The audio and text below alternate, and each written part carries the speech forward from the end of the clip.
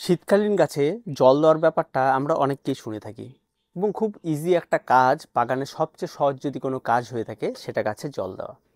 আর এই গাছে জল দেওয়ার জন্যই কিন্তু প্রচুর গাছও মারা যায়।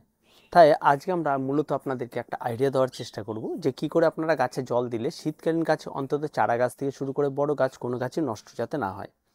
তো সবার প্রথমেই চলে আসি জল দেওয়ার প্রসেস। আমরা যখন গাছ লাগাই তখন সর্বপ্রথমে চারা গাছ থেকে যে কোনো চারা গাছে যখন জল দিতে হয় তখন চারা গাছের ঠিক গোড়ার দিকে জল কখনোই দিতে হয় না।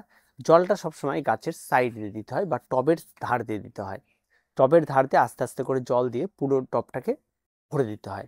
এটা হচ্ছে প্রথম অবস্থায় যখন চারা গাছ লাগাবেন তখন জল দেওয়ার সিস্টেম। আর যদি আপনি প্রথম অবস্থাতে ডাইরেক্টলি গাছের গোড়ায় জল দিয়ে দেন তাহলে গাছের গোড়া যে মাঝখানে বসানো হয় সেটা সাইড হয়ে যেতে পারে, গাছটি হেলে পড়ে যেতে পারে, এই সম্ভাবনাগুলো থাকে। আবার যদি দেখা যায় যে যেখানটায় যতটুকু জল দরকার তার থেকেও যদি বেশি জল দিয়ে দেওয়া যায় তাহলে মাটিটা অনেক টাইম কাদা থাকে, যার ফলস্বরূপ গাছের গোড়া অনেক টাইম ভিজে থাকলে চারা গাছের মৃত্যু পর্যন্ত ঘটে।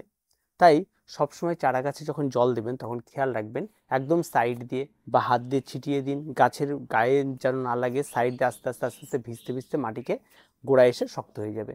তো এইভাবে আপনারা দেওয়ার চেষ্টা করুন, দেখবেন গাছগুলি অনেকটা বেশি ভালো হবে এবং চারা গাছগুলি সুস্থ ফিল করবে। তারপরে যখন গাছগুলি আস্তে আস্তে বড় হতে থাকবে, আপনার জল দেওয়াটা প্রতিনিয়ত হতে থাকবে, তখন কিন্তু আপনাকে গাছে জল দেওয়ার ক্ষেত্রে বেশ কিছু সিস্টেম ফলো করতে হবে। প্রথম কথা হচ্ছে, যেহেতু শীতকালে জলটা অনেকটাই কম লাগে, তার কারণ হচ্ছে কুয়াশা একটা বড় একটা জিনিস যেটা জলকে অনেকটাই সাপ্লাই দিয়ে থাকে। প্রচুর পরিমাণে কুয়াশা পড়ে এবং সেই কুয়াশাতেও কিন্তু গাছের গোড়া অনেক সময় ভিজে থাকে। যতক্ষণ গাছের গোড়া ভিজে রয়েছে ততক্ষণ গাছে জল প্রয়োগ করার কোনো মানে হয় না। যদি আপনি জলের গাছের গোড়া ভিজে থাকার পরেও গাছে জল প্রয়োগ করেন তাহলে কিন্তু গাছের গোড়ায় অনেকটা স্যাঁতস্যাঁতে তৈরি হবে, যার ফলস্বরূপ মাটি অনেকটা টাইম ভিজে থাকবে এবং বাইরে থেকে মাটিতে বায়ু চলাচল বন্ধ হয়ে যাবে এবং পরবর্তীতে ভেতরেই যে সমস্ত মাটিগুলি কম্পোস্টগুলো রয়েছে সেগুলি আবার নতুন করে পচন শুরু করবে। ফলস্বরূপ গাছের যে শিকড়গুলি রয়েছে সেই শিকড়গুলি এফেক্টেড হবে, পরবর্তীতে গাছ শ্বাসরুদ্ধ হয়ে একটা মৃত গাছে পরিণত হবে। তাই এই জায়গাটা খুব ইম্পর্টেন্ট আপনার শীতকালে জল দেওয়ার ক্ষেত্রে। যখন গাছে জল দেবেন সবসময় খেয়াল রাখবেন একদম আঙ্গুল ঢুকিয়ে দেখে নেবেন গাছের গোড়াটা শুকনো আছে কিনা। যদি শুকনো থাকে তবেই পরিমাণ মতো গাছে জল দিবেন। একবারে 3 দিন বা 7 দিনের জল দেবেন না, অল্প পরিমাণ জল দিন, আবার অপেক্ষা করুন গাছের গোড়ার শুকনোর অবস্থায়। গাছের গোড়ায় সবসময়ের জন্য নিড়ানি দিয়ে রাখবেন। যদি নিড়ানি না থাকে তাহলে কিন্তু আপনি চট করে বুঝতেও পারবেন না গাছের গোড়ায়। অনেক সময় দেখা যায় অনেকে গাছের গোড়ায় নিড়ানি দেয় না, গাছের গোড়ায় শ্যাওলা পড়ে যায় এবং এই শ্যাওলা পড়া কিন্তু মোটেও ভালো নয় গাছের গোড়াতে।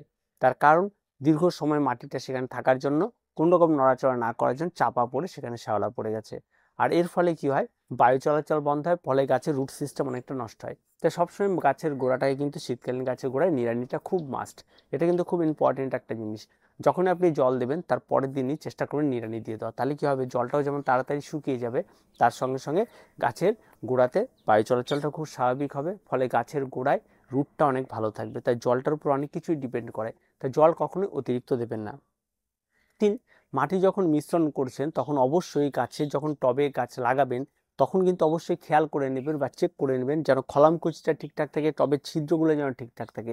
এটা যদি আপনি চেক না করে দেন তা বা নিচে যদি আপনি কিছু বড় পাথরের কুচি না দিয়ে দেন তাহলে কিন্তু ড্রেনেজটা ঠিকঠাক হবে না। ফলে কিন্তু জল আপনি যতই দেন জল কিন্তু চট করে শুকোবেও না, আবার নিচে গিয়ে স্টে হয়ে থাকবে, আবার উপরের মাটি শুকিয়ে যাবে। যার ফলস্বরূপ কি হবে, নিচে জল জল জমে আছে, উপরে মাটি শুকিয়ে আছে, আপনি আবার জল প্রয়োগ করছেন, এভাবে আস্তে আস্তে আস্তে আস্তে কিন্তু গাছ সম্পূর্ণভাবে মারা যাবে, আপনি বুঝতেও পারবেন না যে গাছটা কিভাবে মারা গেল।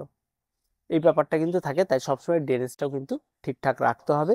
আর মাটি যখনই পড়বে টবের ছিদ্র যত থাক পারলে আরো 2-1টা ছিদ্র বেশি করে দিন এবং নিচে সবসময় একটা লেয়ার অন্তত ঘেঁষ দিন বা পাথরের বড় টুকরো দিন, দিয়ে ওই জায়গাটাকে একটা ফিল্টারের মতো করে দিন, জলটা যাতে কন্টিনিউ পাস হয়। এই বিষয়টা কিন্তু সবসময় খেয়াল রাখবেন, দেখবেন আপনার কাছে তাহলে আর কোনো সমস্যা তৈরি হবে না।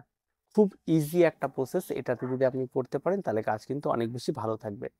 এবার জল প্রতিনিয়ত যখন আপনি দিচ্ছেন তখন সবসময় আমরা দেখি অনেক সময় যে তাড়াহুড়োর জন্য গাছকে কখন উপর দিয়ে দেওয়া হচ্ছে, গাছের গোড়ায় পাইপ দিয়ে জল দিয়ে দেওয়া হচ্ছে, এই সমস্ত কিছু করলে কিন্তু গাছ নষ্ট হয়ে যাবে। তো এইভাবে জল দেওয়া যায়, জলটা একদম খুব আদুরে একটা জিনিস গাছের জন্য, একদম অনেকটা ভালোবাসে আপনাকে গাছের গোড়া আস্তে আস্তে করে জল দিতে হবে, তাড়াহুড়ো করে জল দেওয়া কিছু যাবে না।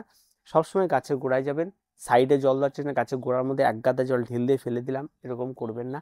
ঠিক আছে, পাইপ দিয়ে শাসা করে দিলাম, সময় নিয়ে একবারে দিয়ে দিলাম। শীতকালীন গাছে এভাবে জল দিতে হয় না, তাহলে কিন্তু গাছ অনেকটাই বেশি নষ্ট হবে, ধসা রোগ লাগবে, শিকড় পচা রোগ হবে, যাতে গাছ মারা যাবে। গাছেও সবসময় আদর এবং যত্নের সঙ্গে আপনাকে গাছের গোড়ায় জলটা প্রয়োগ করতে হবে। প্রত্যেকটা গাছের জন্য হয়তো 200 ml করে জল বরাদ্দ থাকে শীতকালীন গাছের জন্য, সেটা সবচেয়ে বেস্ট। যে 200 ml করে জলে আপনি প্রতিদিন প্রয়োগ করুন, যেটাকে আমরা 1 গ্লাস বলি।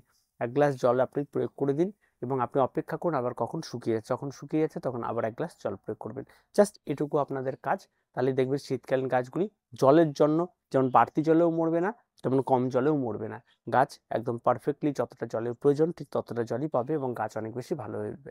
তো আশা করি বিষয়টা বুঝতে পারছেন। তারপরে যদি জল নিয়ে কারো কোনো সমস্যা হয়ে থাকে শীতকালীন গাছে, তাহলে অবশ্যই কমেন্ট বক্স খোলা রয়েছে, আপনারা কমেন্ট করবেন।